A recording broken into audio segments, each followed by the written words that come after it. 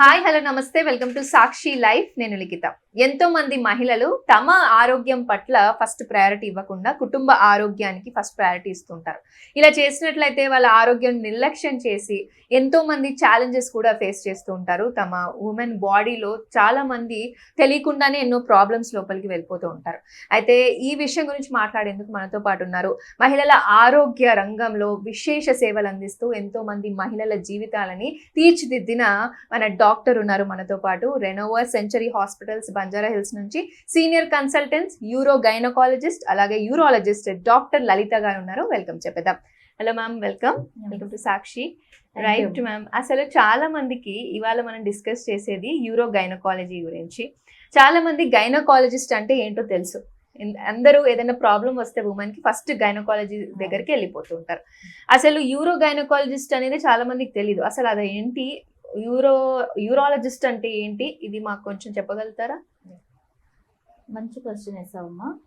Gynaecologist అంటే అందరికీ తెలిసిందే, మహిళల ప్రెగ్నెన్సీ టైంలో, pregnancy, uterus problems, ovaries problems చూసేది.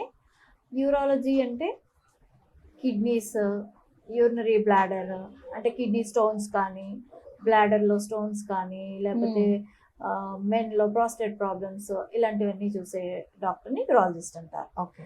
యూరో గైనకాలజిస్ట్ అంటే ఉమెన్లో లోవర్ యూరినరీ ట్రాక్ట్ ప్రాబ్లమ్స్, అంటే bladder, pelvic floor related problems చూసే వాళ్ళని యూరో గైనకాలజిస్ట్ అంటారు. ఓకే. సో కొంతమందికి ఉమెన్లో కొన్ని ప్రాబ్లమ్స్ గైనకాలజిస్ట్ ట్రీట్ చేయలేరు, యూరాలజిస్ట్ ట్రీట్ చేయలేరు. అంటే కొద్దిగా గ్రే జోన్లో ఉంటాయి కొన్ని. Especially urogenital tract, lower urogenital tract సంబంధించినవి, అది యూరో గైనకాలజిస్టే. అంటే రెండు స్పెషాలిటీస్లో ట్రైనింగ్ అవసరం అన్నమాట. ఓకే. అయితే మీ దగ్గరికి రావాలంటే ఏ సమస్యలు ఉన్న వాళ్ళు మిమ్మల్ని సంప్రదించవచ్చు అంటారు యూరో గైనకాలజిస్ట్ని? నేను actually uro gynaecologist and urologist కూడా. నేను స్టోన్స్ కూడా ట్రీట్ చేస్తుంటాను. But typical uro gynaecologist bladder related and pelvic floor related ప్రాబ్లమ్స్కి ట్రీట్మెంట్ ఇస్తారు. అంటే ఇలాగా బ్లాడర్ రిలేటెడ్ ఏంటి, మెయిన్గా యూరినరీ ఇన్కాంటినెన్స్ అంటాం. అంటే బ్లాడర్ పై కంట్రోల్ లేకపోవడం. సో కొంతమందికి దగ్గితే తుమ్మితే యూరిన్ పడుతుంది, దాన్ని స్ట్రెస్ యూరినరీ ఇన్కాంటినెన్స్ అంటాం. కొంతమందికి యూరిన్ వెళ్లే దారిలో ఇంకా వచ్చిందంటే పరిగెత్తుకొని వెళ్లాల్సి ఉంటుంది, అర్జెన్సీ ఇన్కాంటినెన్స్. సో ఇది యూరినరీ ఇన్కాంటినెన్స్ సమస్య. లేకపోతే ఒక్కోసారి పెల్విక్ ఫ్లోర్ ప్రాబ్లమ్స్, ప్రొలాప్స్ అంటే అందరికీ తెలిసిందే, పేగు జారింది అంటారు. సో యూట్రసే కాకుండా బ్లాడర్ కూడా కిందికి జారొచ్చు. ఒక్కొక్కసారి యూట్రస్ తీసిన వాళ్ళకి కూడా వాల్ట్ ప్రొలాప్స్, సో మిగిలిన దారి వెజైనా కూడా కిందకి ఎవర్ట్ అయ్యి వాల్ట్ ప్రొలాప్స్ రావచ్చు. సో ఈ prolapse related problems, pelvic floor problems and bladder related problems treat చేసేది యూరో గైనకాలజిస్ట్. మేడం, ఇందాక మీరు చెప్పారు యూరిన్ లీక్ అవుతూ ఉంటుంది. అయితే కొంతమంది మహిళలకి దగ్గిన, తుమ్మిన, ఎక్కువ ఎగిరిన ఇలాంటి ప్రాబ్లమ్స్ వస్తుంటే జనరల్గా మనం చూసేది ప్రెగ్నెన్సీ టైంలో లేదా ప్రెగ్నెన్సీ డెలివరీ తర్వాత చూస్తూ వస్తాం. అసలు ఇదేంటి, నార్మల్గా చూడాలా లేదా ఇది ఒక ప్రాబ్లంగా చూడాలా? సో ఇది యూరినరీ ఇన్కాంటినెన్స్ అంటే కంట్రోల్ లేకపోతే అందరికీ ఇబ్బందే కదా. సో చాలా మందికి డెలివరీస్ తర్వాత, అది కూడా డిఫికల్ట్ డెలివరీస్ తర్వాత, ప్రొలాంగ్ లేబర్, ఫోర్సెప్స్ అలాంటి డెలివరీస్ తర్వాత ఈ ప్రాబ్లం వస్తుంది.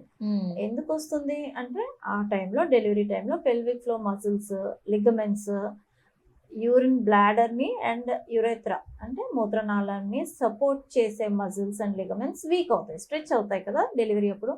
సో అది ఒక్కొక్కసారి మళ్ళీ నార్మల్ టోన్ రీగెయిన్ అవ్వకపోతే వీళ్ళకి యూరినరీ ఇన్కాంటినెన్స్ ప్రాబ్లం ఉంటుంది. సో ప్రాబ్లం చాలా కామన్గా ఉండేసరికి అది నార్మలే అందరికీ అనుకుంటారు. అదొక అపోహ. అది నార్మల్ అయితే కాదు, అందరికీ రాదు. ఒక 40% పీపుల్కి above the age of 40 years they suffer from this problem. So కానీ దానికి ట్రీట్మెంట్ ఉంటుంది. అలాగే వదిలేస్తే ప్రాబ్లం ఎక్కువ అవుతుంది. తనకి, ఆ మహిళకైతే ఇబ్బందే ఉంటుంది. బయటికి వెళ్ళాలన్నా, యాక్టివ్గా ఉన్న వాళ్ళకి, అంటే సోషల్లీ యాక్టివ్ ఉన్న వాళ్ళకి, లేకపోతే వర్కింగ్ ఉమెన్కి, ఈవెన్ అదర్వైజ్ ఇంట్లో ఉంటే కూడా, ఇప్పుడు వంట చేస్తూ సడన్గా తుమ్మిన, దగ్గిన, యూరిన్ లీక్ అవుతుంది, మధ్యలో పరిగెత్తి వెళ్తారు వాళ్ళు. సో ఇది నార్మల్గా ఏం అనుకోము, కానీ చాలా కామన్గా వచ్చే ప్రాబ్లం. ఓకే, దానికి కూడా మీరు సొల్యూషన్ ఇస్తారు.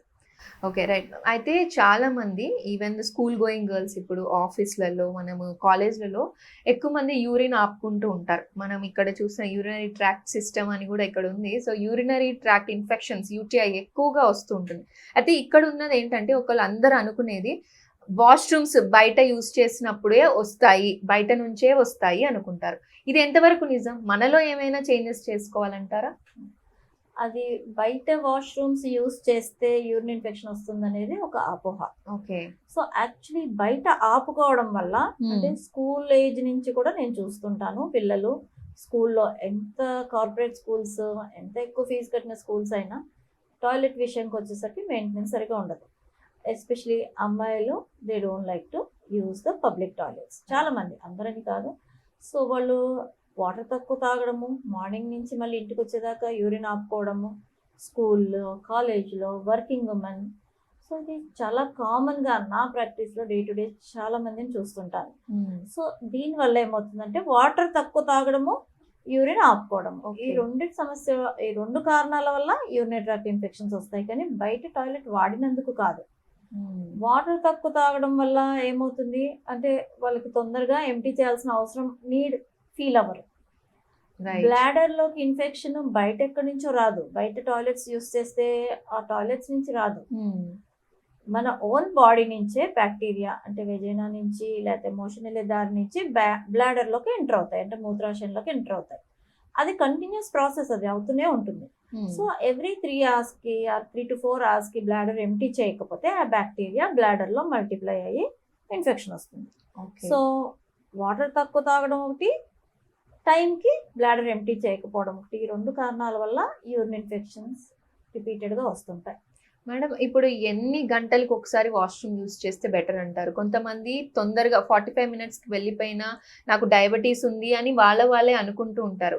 అసలు what is the right way washroom use చేయడానికి మంచిగా వాటర్ తాగితే? నార్మల్గా వాటర్ ఎంత వాటర్ తాగాలి అంటారు. సో వాటర్ మనం ఏం కొలుచుకొని తాగము, నార్మల్గా మన దాహం వేసిన కొద్దీ తాగుతాము. Minimum 1.5 to 2 liters. అంటే మన నార్మల్ మెటబాలిజంలో తయారయ్యే వేస్ట్ ప్రోడక్ట్స్ కిడ్నీస్ యూరిన్ ద్వారా బయటికి పంపాలి. సో అది నార్మల్ పర్సన్ లో 1.5 liters యూరిన్ పర్ డే తయారవ్వాలి. అంటే మినిమం 2 liters తాగాలి వాటర్. ఓకే, సో వాటర్ ఎంత తాగాలి అనేది ఒకటి, ఎంత ఫ్రీక్వెంట్ గా బ్లాడర్ ఎంటీ చేయాలనేది ఒకటి. ఎవ్రీ 3 to 4 hours ఎంటీ చేయాలి, లేకపోతే ఇన్ఫెక్షన్ ఛాన్స్ వస్తుంది. కొంతమందిలో ఎక్కువ సార్లు ఫ్రీక్వెంట్ గా బాత్రూమ్కి వెళ్ళాల్సిన అవసరం వస్తుంది. ఇది వేరే ప్రాబ్లం, ఓవర్ యాక్టివ్ బ్లాడర్ అంటాం. కొంతమందిలో డయాబెటీస్ ఉంటే కూడా అలా అవ్వచ్చు. అది పాలియూరియా అంటే ఓవర్ యాక్టివ్ బ్లాడర్లో బ్లాడర్ నిండకుండానే వాళ్ళకి వెళ్ళాలి అనే ఫీలింగ్ వస్తుంది. నార్మల్ కెపాసిటీ 500 ml అయితే వాళ్ళు 200 mlకి 300 mlకి బ్లాడర్ నిండిపోయిన సిగ్నల్ వచ్చేసి ఇంకా పరిగెత్తుకొని వెళ్తుంటారు. అర్జెన్సీ ఫ్రీక్వెన్సీ అంటాం, నైట్ కూడా లేచి వెళ్ళాల్సి రావాలి. అదే డయాబెటీస్ ఉన్న వాళ్ళలో ఆ గ్లూకోజ్ బ్లడ్ లో ఎక్కువైతే యూరిన్ లో ఎక్స్క్రీట్ అవుతుంది. అది అప్పుడు ఎక్కువ యూరిన్ ఫామ్ అవుతుంది. దీన్ని పాలియూరియా అంటాం, అంటే ఎక్కువ యూరిన్. సో మరి బ్లాడర్ కెపాసిటీ నిండితే ఎక్కువ సార్లు వెళ్ళాల్సి ఉంటుంది. సో ఎక్కువ సార్లు మూత్ర విసర్జనకి వెళ్ళాల్సి వస్తే డయాబెటీస్ ఉందా లేదా చెక్ చేయడం తప్పు కాదు, చెయ్యాలి కంపల్సరీ. కానీ అది మూత్రం ఎంత వాళ్ళు ఆపుకోగలుగుతున్నారు అనేది మేము కొంచెం స్పెషల్ టెస్ట్ల ద్వారా, యూరోఫ్లోమెట్రీ అంటాము, నిండక ముందే వాళ్ళకి నిండిన ఫీలింగ్ వస్తుందా, సో దానికి ట్రీట్మెంట్ డిఫరెంట్ ఉంటుంది. ఎక్కువ మూత్రం తయారవుతే దానికి డిఫరెంట్ రీజన్స్ ఉంటాయి. Diabetes is one of the reasons. Okay ma'am, అలాగే మనం ఇందాక యూటీఐ గురించి మాట్లాడుకున్నప్పుడు ఇప్పుడు చాలా మంది జెన్జీ కానీ మేము ఎక్కడ వెళ్ళినా కానీ వర్కింగ్ ఉమెన్స్ ఎక్కడైనా ఈ పీసేవ్ లాంటిది వాడుతూ ఉంటారు. ఎంతవరకు అది హెల్ప్ అవుతుంది? అసలు యూటీఐ రాకుండా హెల్ప్ చేస్తుంది అంటారా అసలు? అంటే అట్లీస్ట్ వాష్రూమ్ పబ్లిక్ టాయిలెట్ వాడకుండా ఉండే బదులు that is better. Okay, bladder empty అయితే చేస్తున్నారు కదా. అలాగే మేడం, ఈ ఓవర్ యాక్టివ్ బ్లాడర్ అంటే ఏంటి, ఎవరిలో ఉంటుంది, ఎలా గుర్తించాలి? ఓవర్ యాక్టివ్ బ్లాడర్ ఎక్కువగా ఉమెన్ లోనే కామన్, మెన్ లో కూడా ఉండొచ్చు. మిడిల్ ఏజ్ నుంచి ఇంకా మెనోపాజ్ దాటిన వాళ్ళలో ఇది ఇంకా ఎక్కువగా ఉంటుంది. సో నార్మల్ గా డే టైంలో ఒక 7 to 8 times మనం రెస్ట్ రూమ్ వాడాల్సిన, అంటే బ్లాడర్ ఎంటీ చేయాల్సిన అవసరం ఉంటుంది. నైట్ ఒక్కసారి, అంటే డేలో 7-8 times కన్నా ఎక్కువ కానీ, నైట్ more than once కానీ బ్లాడర్ ఎంటీ చేయాల్సిన అవసరం వస్తే దీన్ని ఓవర్ యాక్టివ్ బ్లాడర్ అంటాం. ఓకే. అంటే increased number of times, frequency ఎక్కువ. అది కాకుండా అర్జెన్సీ, నార్మల్గా బ్లాడర్ నిండినాక కూడా సపోజ్ మనకి కన్వీనియంట్గా లేదు, రెస్ట్ రూమ్ దొరకలేదు అంటే అందరు కూడా ఆపుకునే కెపాసిటీ ఉంటుంది కదా. రైట్. కానీ ఈ ఓవర్ యాక్టివ్ బ్లాడర్ ఉన్న వాళ్ళకి వచ్చింది అంటే అర్జెంటుగా పరిగెత్తాలి, అర్జెన్సీ. ఒక్కొక్కసారి రష్ చేసి వెళ్ళిన తర్వాత కూడా దారిలో కూడా లీక్ అవ్వచ్చు. దీన్ని అర్జెన్సీ ఇన్కాంటినెన్స్ అంటాం. ఇది ఏ ఏజ్ వాళ్ళకైనా ఉండొచ్చా? జనరల్ ఏజ్ వాళ్ళకైనా ఉండొచ్చు, కానీ ఎల్డర్లీ పోస్ట్ మెనోపాజల్ ఉమెన్ లో ఇంకా ఎక్కువ కామన్. ఓకే. అయితే మేడం ఇంకొకటి చాలా మంది ఈ పెల్విక్ ఫ్లోర్ అని అంటూ ఉంటారు కదా, అంటే మన కింద భాగం అని తెలుస్తుంది మనకి, అక్కడ చాలా ప్రాబ్లమ్స్ ఉంటాయి, అది చాలా మందికి తెలీదు. అయితే డాక్టర్స్ కూడా చెప్పేది ఏంటంటే మీరు ప్రెగ్నెన్సీ ప్లాన్ చేసుకునేటప్పుడు ఒకసారి ఆ పెల్విక్ ఫ్లోర్ గురించి అవగాహన పెంచుకోండి అంటూ ఉంటారు. దేని వల్ల అంటూ ఉంటారు? అది యూజ్ అవుతుందా ప్రెగ్నెన్సీకి? ప్రెగ్నెన్సీకి యూస్ అవ్వదు. డెలివరీ తర్వాత కొన్ని ప్రాబ్లమ్స్, ఇప్పుడు మనం ఇన్కాంటినెన్స్ అని చెప్పాం కదా. Right. So pelvic floor muscle training అనేది ఒక్కొక్కసారి యాంటీనేటల్ పీరియడ్ నుంచే మొదలు పెడతాం. డెలివరీ అప్పుడు అంటే ఈ పెల్విక్ ఫ్లోర్ ఏం చేస్తుంది, పెల్విస్ లో ఉండే organs like bladder, uterus, rectum ని సపోర్ట్ చేస్తుంది. ఓకే. అది కింద ఒక shelf of muscle and ligaments, connective tissue and muscle, ఒక షెల్ఫ్ లాగా ఈ ఆర్గన్స్, పెల్విక్ ఆర్గన్స్ కిందకి జారకుండా సపోర్ట్ చేసేది. సో ఈ పెల్విక్ ఫ్లో మసిల్స్, లిగమెంట్స్ నేను ఇందాక చెప్పినట్టుగా డెలివరీ అప్పుడు అవి స్ట్రెచ్ అయ్యి వీక్ అవుతాయి. సో అలా అవ్వాల్సిందే, నార్మల్ డెలివరీ అవ్వాలంటే baby, for the baby to come out stretch అయ్యి ప్యాసేజ్ వైడన్ అవ్వాలి. కానీ దాని తర్వాత నార్మల్ టోన్ రీగెయిన్ అవ్వడానికి ఈ pelvic floor muscle training, Kegels exercises అని వినుంటారు. సో అది చేస్తూ ఉండాలన్నమాట. కొంతమందికి నార్మల్ టోన్ రీగెయిన్ అవుతుంది, కొంతమంది అంటే ఇన్హరెంట్ గానే మజిల్స్, కనెక్టివ్ టిష్యూ వీక్నెస్ ఉన్న వాళ్ళకి నార్మల్ స్ట్రెంగ్త్ రీబిల్డ్ కాకుంటే ఇన్కాంటినెన్స్, వేరే ప్రొలాప్స్ లాంటి ప్రాబ్లమ్స్ రావచ్చు. ఓకే, దానికి కూడా మీరు సొల్యూషన్ అందిస్తారు కదా. ఇంకోటి మ్యామ్, నార్మల్ డెలివరీ ఇందాక మనం మాట్లాడుకున్నప్పుడు, నార్మల్ డెలివరీ అయిన తర్వాత ఉమెన్ అందరూ భయపడుతూ ఉంటారు. అంటే సెక్షువల్ గా కానీ వాళ్ళ హస్బెండ్ నుంచి చెప్పిన ప్రెషర్ కానీ, అంటే నేను మళ్ళీ బ్యాక్ వెళ్ళిపోగలుగుతానా చైల్డ్ బర్త్ తర్వాత అని ఒక డౌట్ ఉంటుంది నార్మల్ డెలివరీ అయిన వాళ్ళు. అదే సి సెక్షన్ వాళ్ళలో నాకైతే కింద ఏమీ కట్ అవ్వలేదు కాబట్టి నేను సేఫే అనుకుంటారు. ఈ ఎలా మిత్ అంటారా ఏంటి, ఎలా బ్యాలెన్స్ చేయొచ్చు రెండు? It's not a myth. ఇప్పుడు పెల్విక్ ఫ్లోర్ మసిల్స్ స్ట్రెచ్ అవ్వాలి, కనెక్టివ్ టిష్యూ లిగమెంట్స్ స్ట్రెచ్ అవుతేనే బేబీ కింద నుంచి వస్తుంది. అవును. సో ఈ లిగమెంట్స్ మళ్ళీ నార్మల్ టోన్ రీగెయిన్ అవ్వడానికి కొంతవరకు పెల్విక్ ఫ్లోర్ మసిల్ ట్రైనింగ్ కేగల్స్ పనిచేస్తున్నాయి. కానీ డెఫినెట్ గా వెజనల్ లాక్సిటీ అనేది చైల్డ్ బర్త్ తర్వాత అవ్వచ్చు. అగైన్ ఎవరికి ఎక్కువ అవుతుంది, ఎక్కువ మంది పిల్లలు పుట్టిన వాళ్ళకి న్యాచురల్ గా ఎక్కువ ప్రాబ్లం ఉంటుంది. లేకపోతే రెండు డెలివరీస్ మధ్యన ఎక్కువ గ్యాప్ లేని వాళ్ళకి, అంటే మధ్యలో ఆ మజిల్స్కి, టిష్యూస్కి నార్మల్ స్ట్రెంగ్త్ రీబిల్డ్ చేసుకునే టైం లేకుంటే వెంట వెంటనే కాన్పులు వచ్చిన వాళ్ళకి ఇలా అవ్వచ్చు. సో అలా కాకుండా ఉండడానికి ముందు నుంచి ఈ పెల్విక్ మజిల్ ట్రైనింగ్ అవసరము. డెలివరీ తర్వాత పోస్ట్ నేటల్ పీరియడ్, ఎప్పుడో 6 నెలల తర్వాత, 1 year తర్వాత కాదు, immediate post natal period. Normal delivery అయితే ఎక్సర్సైజ్ చేయొద్దు అనే భయం ఏమి ఉండదు. సిజేరియన్ తర్వాత అంటే ఒక 3 months వరకు స్ట్రెయిన్ చేయకూడదు, అవన్నీ జాగ్రత్తలు ఉంటాయి కదా. నార్మల్ డెలివరీ తర్వాత ఫస్ట్ పోస్ట్ పార్టం విజిట్ అంటే 6 weeks అప్పటి నుంచి కూడా ఈ ఎక్సర్సైజెస్ చేయొచ్చు.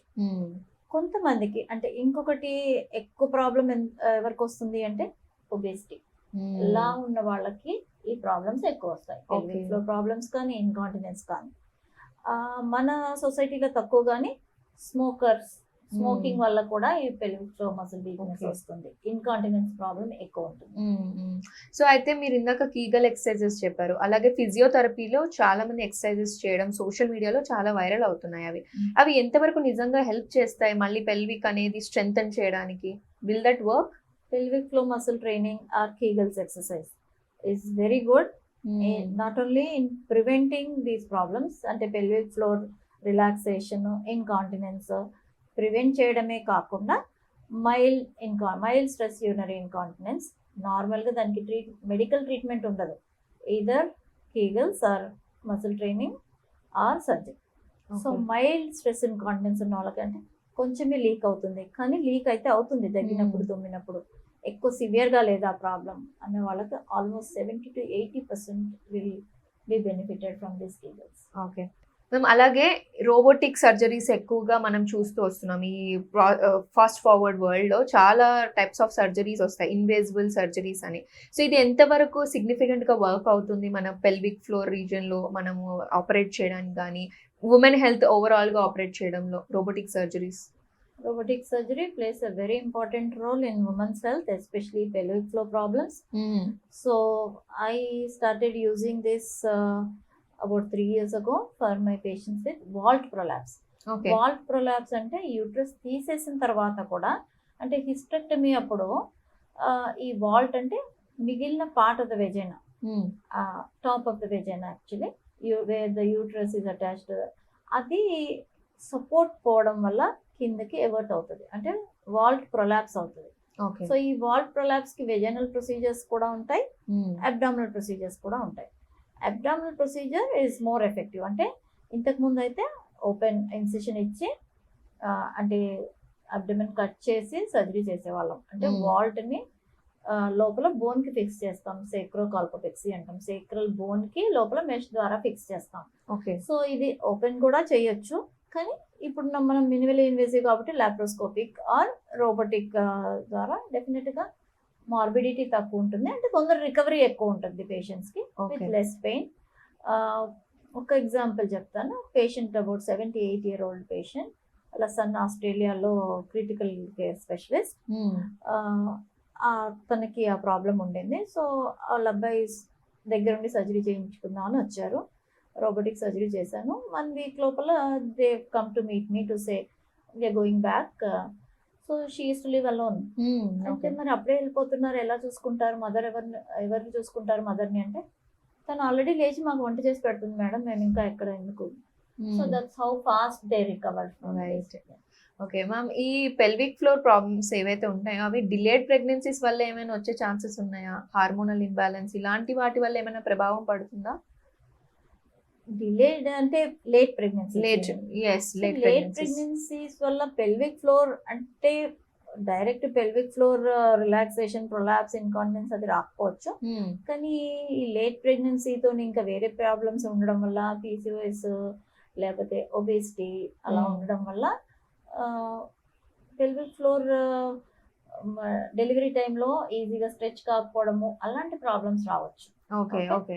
సో దానివల్ల ఎస్పెషలీ ఈ పెయిన్లెస్ లేబర్, అంటే ఎపిడ్యూరల్ అనాలజీసియా ఇస్తారు లేబర్ పెయిన్స్ రాకూడదు. సో వాళ్ళకి ఏమవుతుందంటే సెకండ్ స్టేజ్ అప్పుడు వాళ్ళకి సెన్సేషన్ తక్కువై వెంటనే పుష్ చేయరు బేబీని. సెకండ్ స్టేజ్ అంటే బేబీ హెడ్ వచ్చి కింద పెల్విక్ ఫ్లోర్ లో రెస్ట్ తీసుకున్నప్పుడు అప్పుడు మదర్ కి సెన్సేషన్ వచ్చి బయటికి పుష్ చేస్తారు, అప్పుడు తొందరగా డెలివరీ అవుతుంది. సో ఈ ఎపిడ్యూరల్ వల్ల ఏమవుతుంది, వాళ్ళ సెన్సేషన్ తగ్గిపోయి తొందరగా పుష్ చేయరు. సో ప్రొలాంగ్ సెకండ్ స్టేజ్ అవుతుంది. ఈ ప్రొలాంగ్ సెకండ్ స్టేజ్ వల్ల పెల్విక్ ఫ్లోర్ ప్రాబ్లమ్స్ ఎక్కువగా చూస్తుంటాను నేను. ఒక patient young lady dentist, delivery అయిన 1 month కి వచ్చింది ఏడుస్తూ, చాలా డిప్రెషన్ లో, సివియర్ ఇన్కాంటినెన్స్, స్ట్రెస్ ఇన్కాంటినెన్స్. తను వర్క్కి వెళ్ళలేకపోతుంది, బేబీని చూసుకోలేకపోతుంది, ఇంకా ఎంత సివియర్ డిప్రెషన్ అంటే almost suicidal thoughts. So I went back into her labour details, delivery హిస్టరీలోకి వెళ్తే తనకి అదే ఎపిడ్యూరల్ ఇవ్వడం వల్ల సెకండ్ స్టేజ్ ప్రొలాంగ్ అయింది. ఓకే. సో ఎపిడ్యూరల్ ఇవ్వడం తప్పు కాదు, కానీ వెన్ సెకండ్ స్టేజ్ ప్రొలాంగ్ కాకుండా చూసుకోవాల్సింది ఆబ్స్టెట్రిషియన్ రెస్పాన్సిబిలిటీ అనమాట. అవసరం అంటే cut short the second stage, 1 hour కన్నా ఎక్కువ సెకండ్ స్టేజ్ ప్రొలాంగ్ అవ్వకూడదు. దానికి ఫోర్సెప్స్ కానీ వ్యాక్యూమ్ వెంట్యూస్ అంటారు, అలాంటి డెలివరీ వల్ల అంటే ఈ ఎంత ఎక్కువసేపు హెడ్ పెల్విక్ ఫ్లోర్ మీద ఉంటే మజిల్సే కాకుండా nerves which supply the blood అవి వీక్ అవుతాయి. ఒక్కొక్కసారి పేషెంట్ రిటెన్షన్ లోకి వెళ్ళిపోతారు, అంటే యూరిన్ పాస్ చేయరు డెలివరీ తర్వాత. కొంతమంది long term pelvic floor problems వస్తాయి, వీక్నెస్. మేడం, ఈ మాయ కిందికి జారిపోయింది అంటుంటారు ప్రెగ్నెన్సీలో. Will that affect the pelvic floor later on? No, అది ప్రెగ్నెన్సీ ప్లసెంటా కింద ఉండొచ్చు, పైన కింద ఉంటే వేరే ప్రాబ్లమ్స్ వస్తాయి ప్రెగ్నెన్సీలో, బ్లీడింగ్ అవ్వడము అలాంటివి. That's not related to delivery.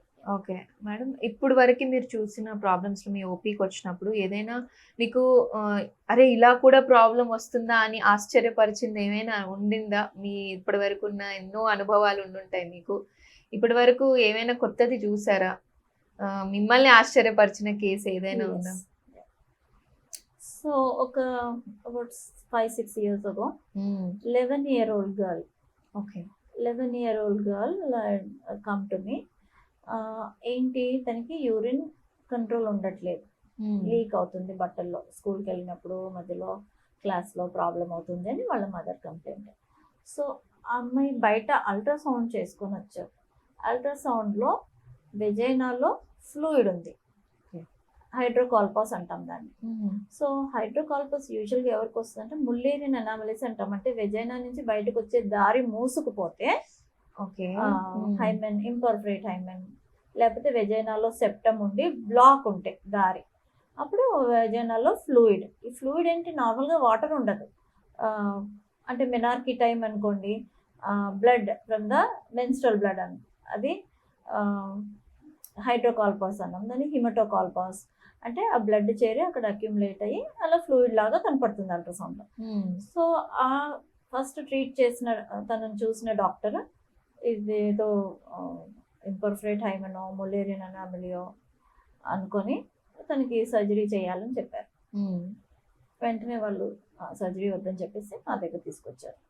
So ఆ పేషెంట్కి ఈ యూరిన్ అర్జెంటుగా వస్తుండేది, కానీ తను 11 years అంటే తెలిసిన వయసే కదా, క్లాస్లో యూరిన్ లీక్ అయిపోతే ఫీల్ అయిపోతారు కదా పిల్లలు.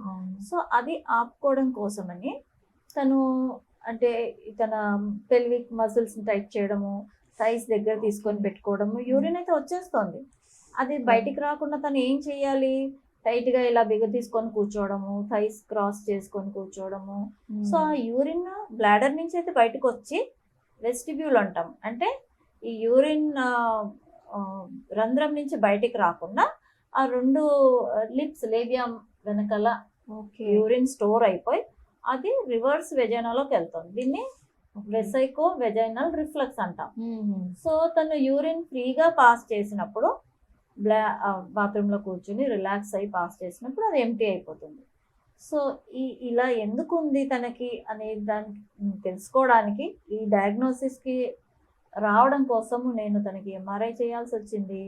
వెజైనాలో ఏమైనా సెప్టమ్ ఉందా, యూట్రస్ ఎలా ఉంది, ముల్లేరియన్ అనామలీస్ అంటాం, యూట్రస్ అండ్ వెజైనాలో ఉండే బ్లాక్స్ ఏమైనా ఉన్నాయా తెలుసుకోవడానికి. అలా ఏమీ లేదు, వెజైనాలో ఫ్లూయిడ్ ఉంటుంది, తను యూరిన్ ఆపుకున్నప్పుడు యూరిన్ పాస్ చేసిన తర్వాత అది ఎంటీ అయిపోతుంది. సో ఇది లిటరేచర్లో డిస్క్రైబ్డ్ అయ్యాయి, బట్ నేను ఫస్ట్ చూసింది about 6-7 years ago. That was my first case. దీనికి రీజన్ ఏంటి, పాపం తనకి బ్లాడర్ పై కంట్రోల్ లేకపోయింది. So once I started treating her bladder problem, అంటే ఈ ఓవర్ యాక్టివ్ బ్లాడర్ని ట్రీట్ చేసి తనకి నార్మల్ వాయిడింగ్ పొజిషన్ టీచ్ చేసిన తర్వాత అది నార్మల్ అయిపోయింది. సో తనకి సర్జరీ అవసరం పడలేదు. ఓకే, అదేంటే డయాగ్నోసిస్ తెలియలేదు అనుకోండి, అదేదో రాంగ్ డయాగ్నోసిస్ చేసి ముల్లేరియన్ అనామలీ అని ఆపరేషన్స్ చేసి తర్వాత ఎక్కడ ఏమీ లేదు అనేసి అదొక ఇది ఉండేది. ఓకే మేడం, అలాగే మీ ఓపీలోకి వచ్చే వాళ్ళకి అది చాలా పెద్ద ప్రాబ్లం అని మీకు తెలుసు, కానీ వాళ్ళు చిన్న ప్రాబ్లం అనే అంతే కదా అని తీసి పారేసిన కేసెస్ కూడా ఏమైనా ఉండి పెద్దగా అయినవి ఉన్నాయా ఇప్పటికి? అంటే మన పెల్విక్ ఫ్లోర్కి సంబంధించి కానీ, లేదా మహిళల్లో అంటే వాళ్ళు ఒక ప్రాబ్లంతో వస్తారు కానీ అది వాళ్ళు ఏదో చిన్న ప్రాబ్లం అనుకుంటూ ఉంటారు. సో అలాంటివి పెల్విక్ ఫ్లోర్ కాదు, కానీ స్త్రీలలో ఒక్కొక్కసారి మూత్రంలో రక్తం పడుతుంది. అవును, ఎస్. సో హిమెచ్యూరియా అంటాం దీన్ని మెడికల్ టర్మ్ లో. సో ఈ హిమెచ్యూరియా అనేది ఎన్నో కారణాల వల్ల రావచ్చు. అన్నిటికన్నా సింపుల్ రీజన్ ఏంటి, యూరినరీ ట్రాక్ట్ ఇన్ఫెక్షన్. సో అందరికీ తెలుసు యూరిన్ ఇన్ఫెక్షన్ వస్తే ఒక్కొక్కసారి యూరిన్ లో బ్లడ్ పడవచ్చు. నార్మల్ గా జనరల్ ప్రాక్టీషనర్ దగ్గరికి వెళ్తారు, లేదా గైనకాలజిస్ట్ దగ్గరికి వెళ్తారు, యాంటీబయాటిక్స్ తీసుకుంటారు, తగ్గిపోవచ్చు. అలా 2-3 times అలా అయిన తర్వాత తగ్గకపోతే అప్పుడు వస్తారు. రేర్గా, అంటే ఎవ్రీ టైం బ్లడ్ పోగానే ఏదో సీరియస్ ప్రాబ్లం అనుకోవద్దు. ఇన్ఫెక్షనే కావచ్చు, స్టోనే కావచ్చు, ఒక్కొక్కసారి ట్యూమర్ కావచ్చు. సో ఇలాంటి ప్రాబ్లమ్ని సొంతంగా ట్రీట్ చేసుకోకుండా ఇన్ఫెక్షనే కదా, దానిలో బ్లడ్ వస్తుంది కదా, వేడి చేసి బ్లడ్ పోయింది, ఇలాంటివన్నీ వినే ఉంటారు కదా, యాంటీబయాటిక్ తీసుకుంటారు, సెల్ఫ్ ట్రీట్మెంట్, లేకపోతే జనరల్ ప్రాక్టీషనర్ కూడా ఇన్ఫెక్షన్ అని రాయొచ్చు. తప్పేం లేదు, యాంటీబయాటిక్ Hmm. తీసుకోవాలి అవసరమైతే. కానీ అది ఇన్ఫెక్షన్ అయినా ఇంకేమైనా కారణం ద్వారా బ్లడ్ పోతుందా అని టెస్ట్ చేయడం అయితే ఇంపార్టెంట్. రైట్. అలాగే మ్యామ్ యూటీఐ వచ్చినప్పుడు ఒక్కొక్కసారి ఇట్ ఈస్ వెరీ అన్టాలరబుల్గా అయిపోతూ ఉంటుంది. అర్జెంటుగా యూరిన్ వెళ్ళాలని అనుకోవడం, అక్కడ మంట స్టార్ట్ అయిపోతుంది. అసలు ఆ స్టేజ్ వరకు వెళ్ళకుండా ఎప్పుడు మనం ఫస్టే మనం గ్రహించగలుగుతాం మనకి ఓకే మనం ఈ ప్రాబ్లంలోకి వెళ్తున్నాము, దాన్ని స్టెప్ తీసుకోవాలి నెక్స్ట్ స్టెప్ అని. చాలా అనుభవించిన తర్వాత 2-3 డేస్ ఆగి వెళ్తూ ఉంటారు. అప్పటికి ఎంతో మానసిక శోభ కూడా అనుభవిస్తూ ఉంటారు. వెన్ టు రికగ్నైజ్ యూటీఐ మనలో వచ్చింది అని? ఫస్ట్ అంటే మనం నార్మల్గా మన బ్లాడర్ ఎలా ఉంటుంది బిహేవియర్ మనకు అర్థం. సో ఫస్ట్ ఎక్కువసార్లు వెళ్ళాల్సి రావడం, లోవర్ అబ్డమెన్లో నొప్పి రావడం, వచ్చిందంటే అర్జెంటుగా వెళ్ళాల్సి రావడం, మంట. ఎస్. ఓకే, ఇవన్నీ ఉండొచ్చు. ఇది నెగ్లెక్ట్ చేస్తే మరి ప్రాబ్లం ఎక్కువ అవుతుంది. ఓకే. ఇది ఉత్తగా నొప్పి మంట అది భరించలేని ఇన్కన్వీనియన్స్ కాకుండా డయాబెటీస్ ఉన్న ఎల్డర్లీ ఉమెన్ ఆర్ ఈవెన్ ప్రెగ్నెన్సీలో ఎస్. ఈ ఇన్ఫెక్షన్ కిడ్నీకి స్ప్రెడ్ అయ్యి సీరియస్ కాంప్లికేషన్స్ అవ్వచ్చు. ఓకే. ఎస్పెషలీ ప్రెగ్నెన్సీలో యూరిన్ ఇన్ఫెక్షన్ సిమ్టమ్స్ ఉంటేనే కాదు, అందరిలో మనం ఇప్పుడు మామూలుగా ప్రెగ్నెన్సీ లేకపోతే సిమ్టమ్స్ వస్తేనే టెస్ట్ చేయించుకుంటాము, ట్రీట్మెంట్ తీసుకుంటాము. ప్రెగ్నెంట్ ఉమెన్ లో ఏ సిమ్టమ్స్ లేకపోయినా ఇన్ఫెక్షన్ ఉందేమో అని ఏ సిమ్టమాటిక్ బ్యాక్టీరియా అంటాం, ఉందేమో అని ఫస్ట్ విజిట్ లోనే వాళ్ళకి యూరిన్ టెస్ట్ చేయాలి. తర్వాత ఎవ్రీ ట్రైమెస్టర్ 3 months కి 6 months కి అలా చేస్తూ ఉండాలి. ఎందుకంటే బ్యాక్టీరియా ఉండి సిమ్టమ్స్ లేకున్నా కూడా అది ఒక్కొక్కసారి ఇన్ఫెక్షన్ కిడ్నీకి స్ప్రెడ్ అయ్యి సీరియస్ ఇన్ఫెక్షన్ అయితే బేబీకి ప్రమాదమే, తల్లికి కూడా ప్రాణాపాయం కావచ్చు. అవును. ఎస్. అలాగే మేడం ఈ యూటీఐ అనేది సెక్షువల్ ఇంటర్కోర్స్ వల్ల కూడా వస్తుందా? అవును. సో అది చాలా కామన్ గా వస్తుంది యంగ్ ఉమెన్ లో, సెక్షువల్లీ యాక్టివ్ ఉమెన్ లో యూటీఐ ఇస్ వెరీ కామన్. ఎందుకు అంటే నేను ఇందాక చెప్పినట్టుగా యూరిన్ ట్రాక్ట్ ఇన్ఫెక్షన్ బ్యాక్టీరియా బయట నుంచి రావు, మన ఓన్ బాడీలో యూరిన్ ఓపెనింగ్ ఉమెన్ లో it's very close to vagina and anal canal. So inter course అప్పుడు వెజైనాలో ఉండే బ్యాక్టీరియా, నార్మల్ గా బ్యాక్టీరియా వెజైనాలో ఉంటాయి, అవి బ్లాడర్ లోకి మూత్రనాళాల ద్వారా ఎంటర్ అయిపోయి వెంటనే యూరిన్ పాస్ చేయకపోతే ఇన్ఫెక్షన్ వచ్చే ఛాన్స్ ఉంటుంది. సో ఇలా ఇంటర్ కోర్స్ తర్వాత రిపీటెడ్ ఇన్ఫెక్షన్స్ వచ్చే వాళ్ళకి మేము ఫస్ట్ ఇచ్చే టిప్ ఏంటి, ఇంటర్ కోర్స్ అవ్వగానే వెంటనే బ్లాడర్ ఎంప్టీ చేస్తే ఆ టైంలో బ్లాడర్ లోకి వెళ్ళిన బ్యాక్టీరియా బయటికి ఫ్లష్ అవుట్ అవుతాయి. ఓకే. ఒక్కొక్కసారి ఇలా చేసినా కూడా urine infection every time they can relate it only after inter course వస్తుంది, నాకు మిగిలిన టైం రావట్లేదు. అలాంటి వాళ్ళకి పోస్ట్ కాయిటల్ థెరపీ అంటాం. ఒక్క టాబ్లెట్ అంటే వచ్చినప్పుడల్లా 5 days కోర్స్ కాకుండా 1 tablet within 2 hours of inter course తగ్గిపోతుంది. ఓకే. అండ్ ఆల్సో మెన్ వల్ల కూడా వచ్చే ఛాన్సెస్ ఉంటాయి, వాళ్ళలో డయాబెటీస్ ఉంటే వస్తుంది అంటారు, ఇది ఎంతవరకు నిజం? అంటే after the inter course? After the inter course men నుంచి ఇన్ఫెక్షన్ ఏం రాదు. ఓకే. ఆఫ్టర్ ద డయాబెటీస్ లో మెన్ కి ప్రాబ్లం రావచ్చు, కానీ వాళ్ళకి డయాబెటీస్ ఉండి వాళ్ళకి యూటీఐ ఉంటే ఆ యూటీఐ వీళ్ళకి రాదు. ఓకే. సో వీళ్ళలో ఉండే బ్యాక్టీరియానే ఆ టైంలో వెజైనా నుంచి డిస్ప్లేస్ అయ్యి బ్లాడర్ లోకి ఎంటర్ అవుతాయి. That is okay, got it. And also మీరు that is a misconception. Okay, is it? Everyone thinks కి వెజైనల్ ఇన్ఫెక్షన్స్ రావచ్చు, ఒకరి నుంచి ఒకరికి ట్రాన్స్మిట్ అవ్వచ్చు. రికరెంట్ వెజైనైటిస్ ఉన్నప్పుడు ఇద్దరు పార్ట్నర్స్ ట్రీట్ చేస్తాం. అండ్ ఓల్డ్ ఏజ్ లో కూడా వాళ్ళకి డయాబెటీస్ ఉంటే కూడా రికరెంట్ గా యూటీఐ వచ్చే ఛాన్సెస్ కూడా ఉంటాయి కదా? డయాబెటీస్ ఉంటే ఎప్పుడైనా రావచ్చు. ఓల్డ్ ఏజ్ లో ఇంకొక స్పెసిఫిక్ ప్రాబ్లం ఏమొస్తుంది అంటే మెనోపాజ్ తర్వాత ఈస్ట్రోజన్ హార్మోన్ తగ్గుతుంది. ఈస్ట్రోజన్ హార్మోన్ ఓన్లీ అంటే రిప్రొడక్టివ్ ఆర్గన్స్ అంటే యూట్రస్ వెజైనానే కాకుండా యూరినరీ ట్రాక్ట్ కూడా ప్రొటెక్టివ్. ఎలా అంటే వెజైనాలో నార్మల్గా ఈస్ట్రోజన్ ఉన్నప్పుడు దాంట్లో గ్లైకోజన్ ఉండి అంటే వెజైనల్ పీహెచ్ అసిడిక్ ఉంటుంది. అప్పుడు నార్మల్ బ్యాక్టీరియా, హెల్దీ బ్యాక్టీరియా, లాక్టోబాసిల్లీ అంటాం, మనం ప్రోబయోటిక్స్ అంటాం కదా, అవి ఎక్కువ ఉంటాయి. సో ఈ ప్రోబయోటిక్స్ ఎక్కువ ఉంటే డిసీజ్ కాజింగ్ బ్యాక్టీరియా తక్కువ ఉంటాయి. ఓకే. సో ఈ ఈస్ట్రోజన్స్ తగ్గినప్పుడు ఆఫ్టర్ మెనోపాజ్ ప్రోబయోటిక్స్ తగ్గిపోతాయి, బికాస్ గ్లైకోజన్ కంటెంట్ తగ్గి పీహెచ్ ఎక్కువైపోయి లాక్టోబాసిల్లీ తగ్గుతాయి. యూరోపెథోజెనిక్ బ్యాక్టీరియా అంటే ఈకోలై వినుంటారు కదా మీరు, ఎక్కువ ఈకోలై వస్తుంటుంది, అలాంటి బ్యాక్టీరియా వెజైనాలో ఎక్కువ ఉంటాయి.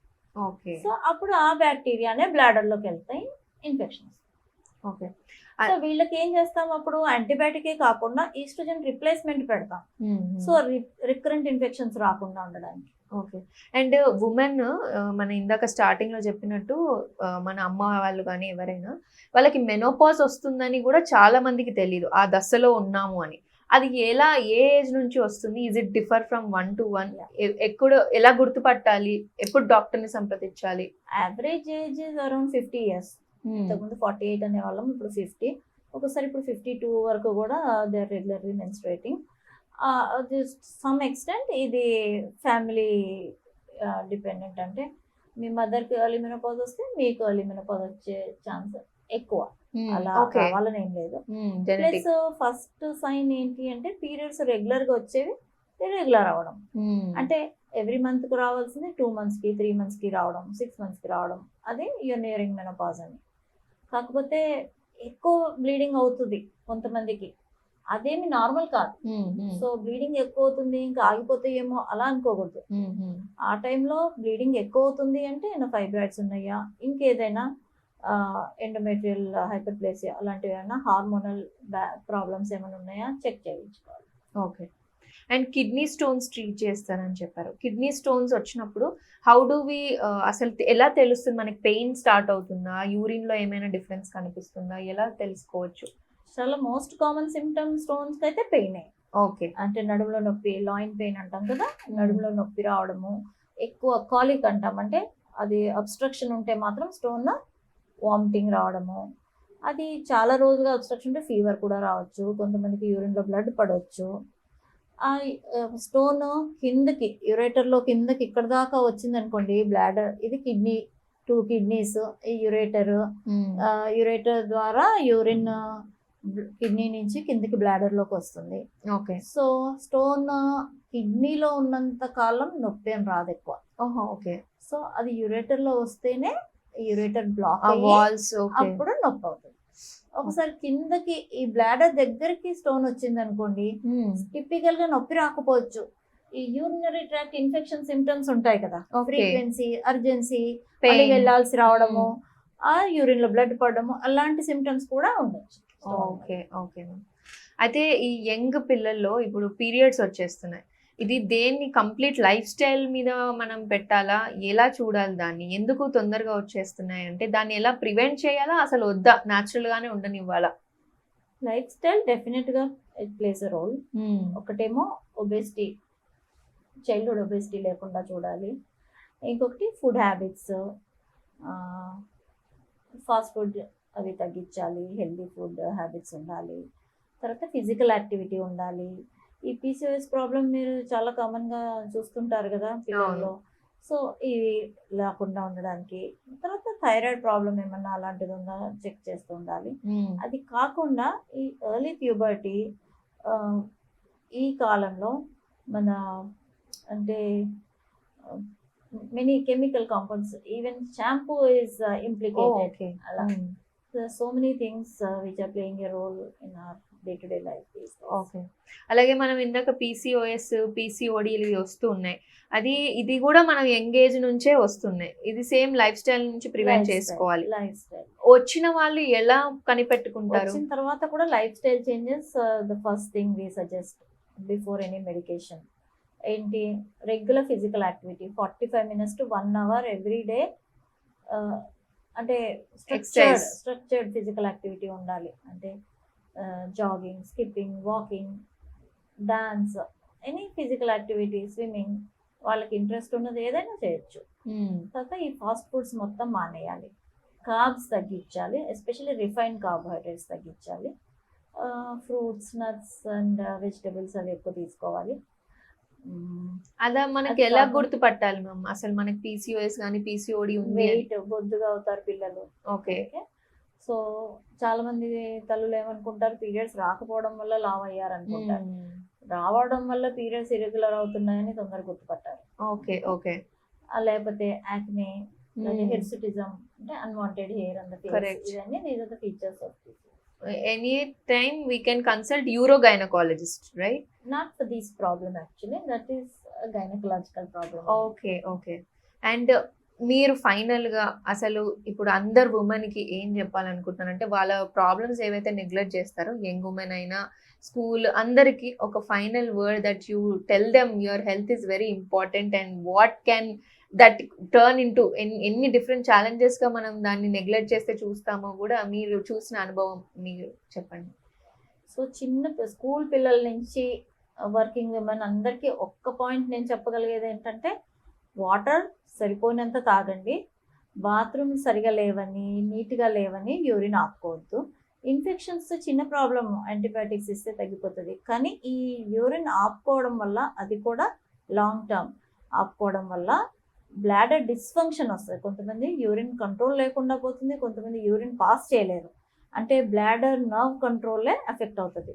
సో ఇది మెడికల్ ప్రాబ్లమే కాకుండా యాక్చువల్లీ సోషల్ ప్రాబ్లం అంటాను నేను. ఇది ఒక మన కంట్రీలోనే చూస్తాం, ఎందుకంటే ఇక్కడే టాయిలెట్స్ అన్హైజీనిక్ ఉండి యూరిన్ ఆపుకునే అవసరం వస్తుంది. That is one thing. Water తాగడము, టైంకి ఎంటీ చేయడం. ఇంకొకటి యూరినరీ ఇన్కాంటినెన్స్ చాలా common. 50% of the women after the age of 40 years suffer from this. కానీ చాలా తక్కువ మంది డాక్టర్ని కన్సల్ట్ చేస్తారు, because they feel embarrass, they feel shy, అదొక స్టిగ్మా అనుకొని డాక్టర్ని కన్సల్ట్ చేయరు. ఇంట్లో వాళ్ళకే చెప్పారు, పెద్ద వయసు వాళ్ళైతే. So women in our society are dependent on their children or husbands to consult doctor. So చెప్పడానికి ఇబ్బంది పడిపోయి ఇంట్లో తమలో తామే దాచుకుంటారు. దీనివల్ల ఇందాక నేను చెప్పినట్టు ఒక అమ్మాయి డిప్రెషన్ కూడా, they even going to depression, but they don't want to discuss about incontinence. So కానీ నా మెసేజ్ ఏంటంటే ఇన్కాంటినెన్స్ కూడా ఈజ్ అనదర్ హెల్త్ ప్రాబ్లం. ఇప్పుడు మనకి బీపీ ఉన్నా, షుగర్ ఉన్నా, మోకాలు నొప్పి ఉన్నా ఎలా చెప్తామో, యూరిన్ కంట్రోల్ లేదని డాక్టర్ దగ్గరికి వెళ్ళి ఏం భయం లేకుండా, మీడియం లేకుండా చెప్పాలి. దానికోసం ఇప్పుడు యూరోగైనకాలజిస్ట్ లేకపోతే ఫీమేల్ యూరాలజిస్ట్ మీకు అందుబాటులో ఉన్నారు కాబట్టి. Right, thank you so much ma'am. అది ఇవాళ డాక్టర్ లలిత గారితో మనము ఉమెన్కి సంబంధించిన ఇలాంటి ప్రాబ్లమ్స్ వస్తాయి యూరోగైనకాలజిస్ట్లో స్పెషల్లీ. సో ఈ వీడియో మీకు హెల్ప్ అయిందని ఆశిస్తూ కింద కామెంట్స్లో తెలియజేయండి ఎలా అనిపించిందో. సో చూస్తూనే ఉండండి సాక్షి లైఫ్. నేను లిఖిత, సైనింగ్ ఆఫ్.